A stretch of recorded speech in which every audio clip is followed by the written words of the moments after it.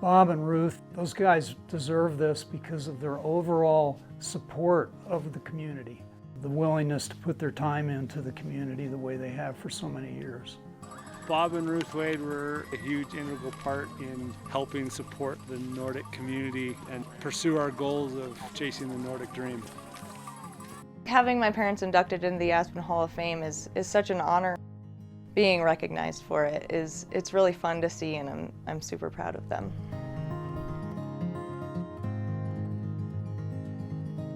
Well, we can start at the very beginning here.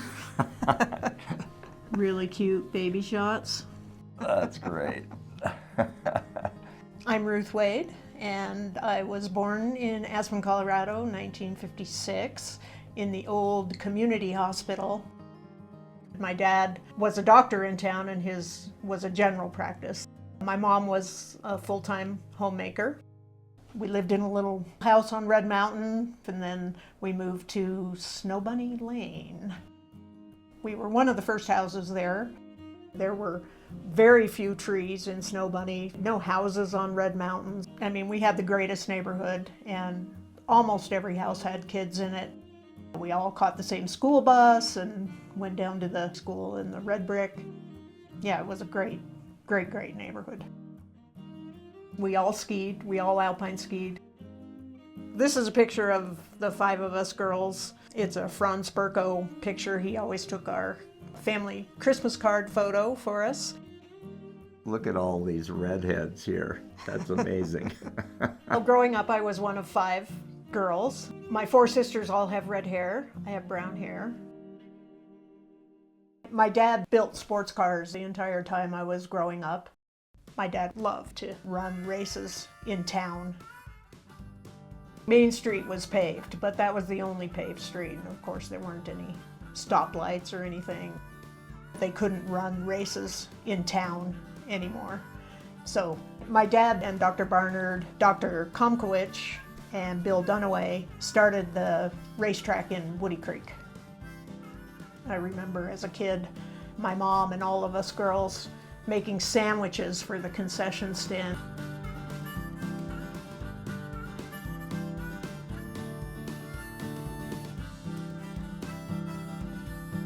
I'm Bob Wade, originally from Long Beach, California, born in 1950, and I lived on the water with my family.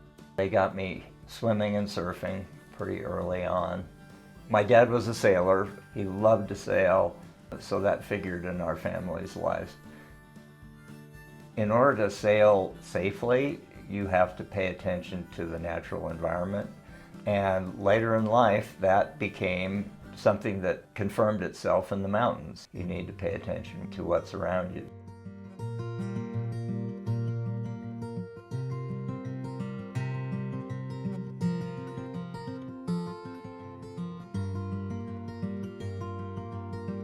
That is High School Trio. That was when I was a singer. Big Mac and the Quarter Pounders. Yeah. Won the amateur talent category in the annual Winter School Talent Contest. Didn't lead to a professional career, No, however. No. Oh, wow. Well, I wasn't always particularly athletic. We alpine skied, but after 8th grade, my friend Karen Chisholm talked me into going to a cross-country ski practice, and the coach was John Kuhlman. She said, "This is Ruth Baxter. What can I do for you, Ruthie?" And she said, "Well," she said, I talked to Karen, I didn't know what Nordic was. She said, "But I want to be on the Nordic team." Practice was over, and I thought, well, I'll never see her again. Wrong. Saw her the very next night. Her history has been very, very successful.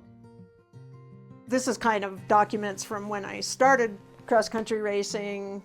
Here's a picture of our junior Nordic team. I don't think I realized early on that I could make a name for myself in cross-country skiing, but my coach, John Kuhlman, had a lot of faith in all of us, and I realized I could do this. She went to a race. Guess who won it? Ruthie Baxter. And we went to a few more that winter, and who won those? Oh, this girl by the name of Ruth from Aspen, Colorado. I went to Middlebury College. I skied for Middlebury for 2 years. My second year at Middlebury, I got selected to be on the U.S. national ski team.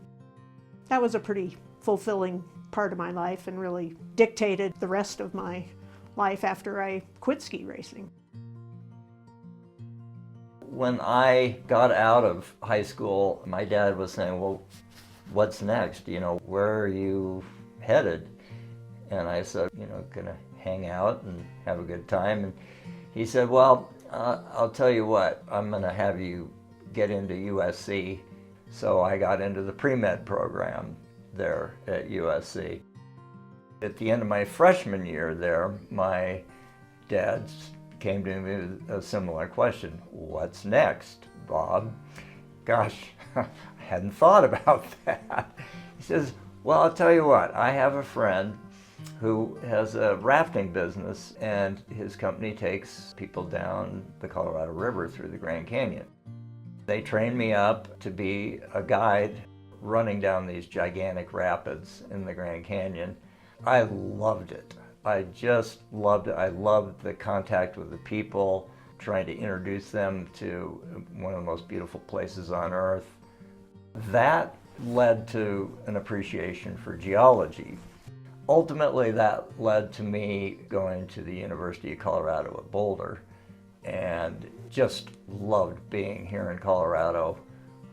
I really got involved with the climbing community there. I worked while I was in college for the Boulder Mountaineer.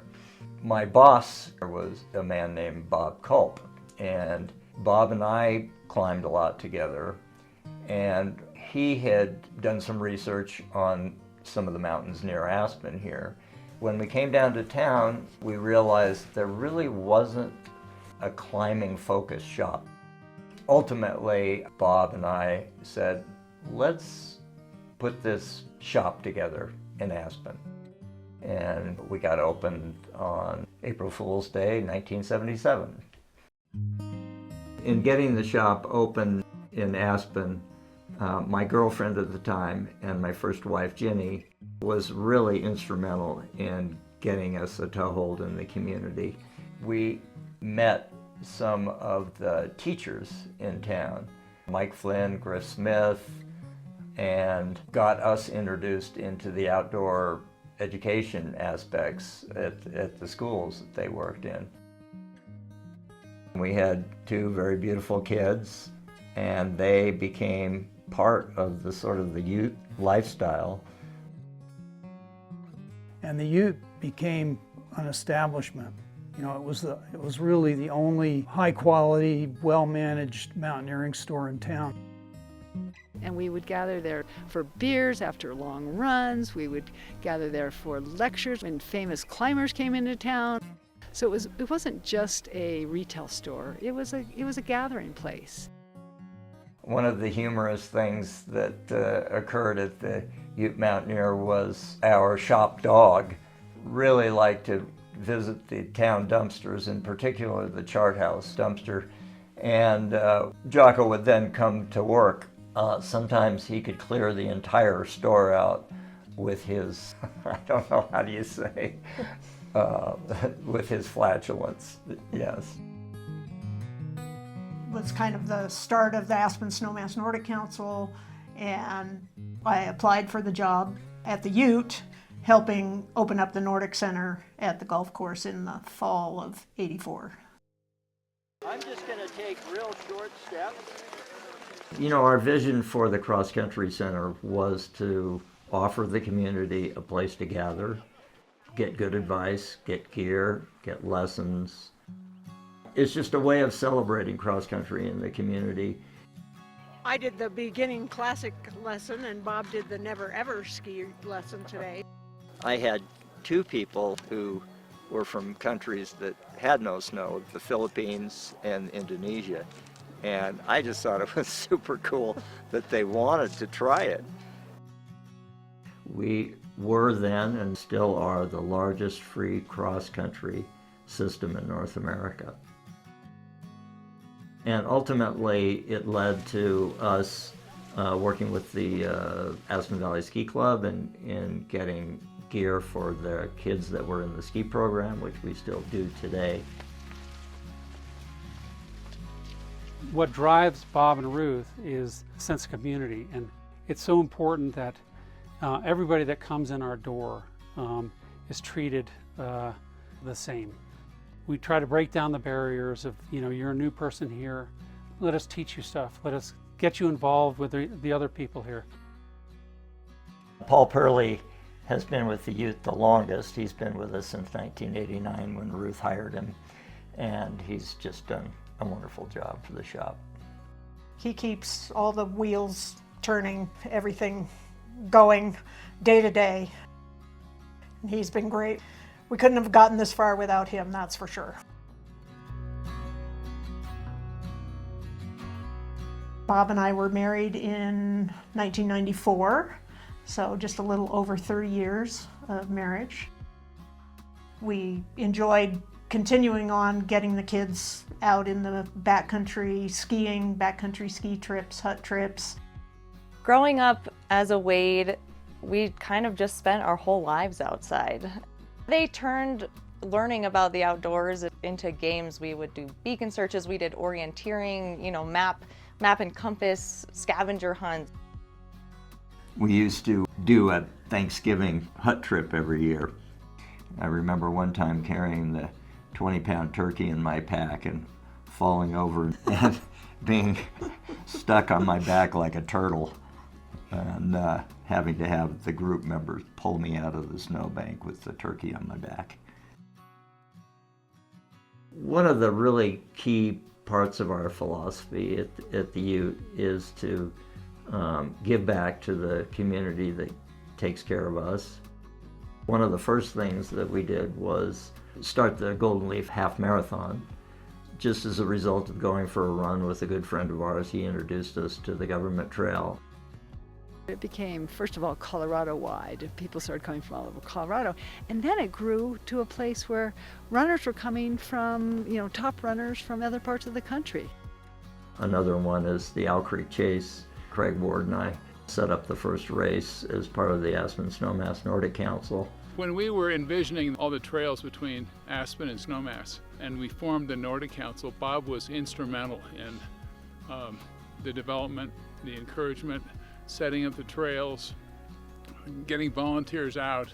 I mean, he was wonderful to work with.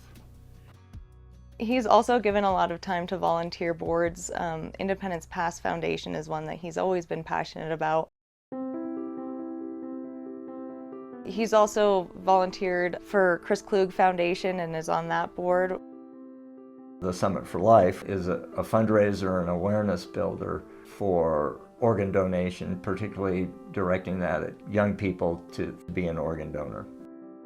My son passed away and became an organ donor. Robbie had checked that box on his driver's license. In Robbie's case, he was able to save 6 people's lives. We found that enormously gratifying that Robbie had made that gift consciously when he was alive.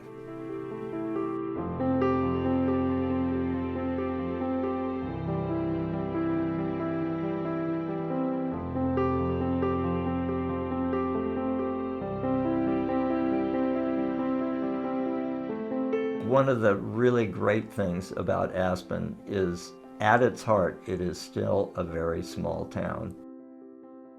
Yeah, we're so thankful to have a community that really continues to support us as one of the last remaining mom and pop stores in town.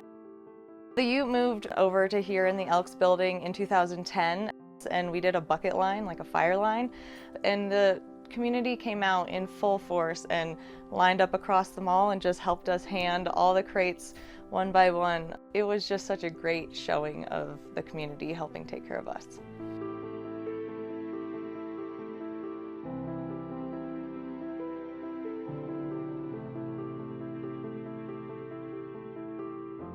I think the best way to preserve community in our town and any town is to keep reinventing ourselves and making our community better. We do have to keep participating. When we focus on what we do well and that we want to share, then that benefits everybody. In going through some of our photographs, this darn cartoon reminds me so much of when my dad was trying to give me a little direction as a kid, saying, "Son, don't you have something you need to be doing this summer, like work?" "I'm sorry, Bob, your work of fiction lacks direction, a glaring absence of character development, and no discernible plot." You know, maybe there's no discernible plot, but I just keep plugging away.